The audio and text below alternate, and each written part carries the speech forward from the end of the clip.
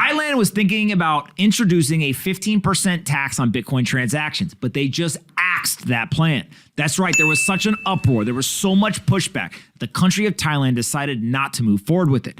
Now that plan previously was all about cryptocurrency transactions that would have earned income on any transaction around trading or mining that could be recorded as capital gains on income taxes. And so ultimately, now what is going to happen is that Thailand's revenue department are going to take those plans to strengthen their oversight, and they are going to completely get rid of them. The financial authorities in Thailand last week announced plans to regulate the use of digital assets as a method of payment, but they are not going to implement that 15% tax. This is a really important issue because ultimately what we see is politicians around the world, they realize how much wealth is being created, how much transaction volume is happening in this industry, and they look at it as a honeypot.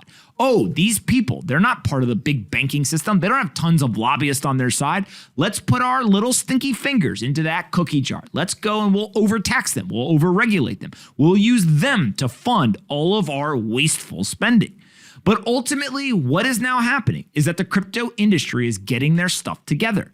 They're starting to learn how to use public forums like Twitter or Reddit, email, phone calls, and many other platforms in order to go ahead and provide pushback. If politicians are going to go ahead and try to implement egregious taxation or regulatory oversight, they're gonna hear about it from the community. And that community is growing quickly. There's 100+ million people around the world that now hold Bitcoin. We see every large financial institution in the world getting into the game.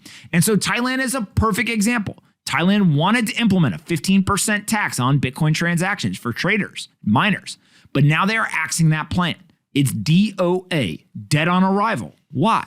Because the community has a voice. The community used that voice, and the community told them, we don't want this. And ultimately, the government is here to represent the people.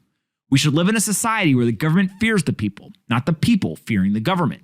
And so that is exactly what we're watching. So the government's listening.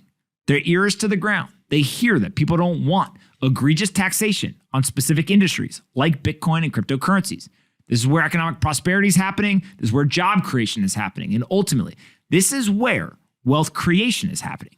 And if you are going to be an adversary of wealth creation, job creation, and economic prosperity, your time in politics is likely numbered.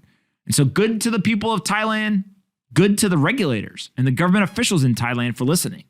I tend to think that this is just one example of what's going to play out in country after country after country. Politicians will get excited. They'll put forward legislation that drives tons of additional revenue. And the people will speak out. And ultimately, the politicians will realize they work for the people.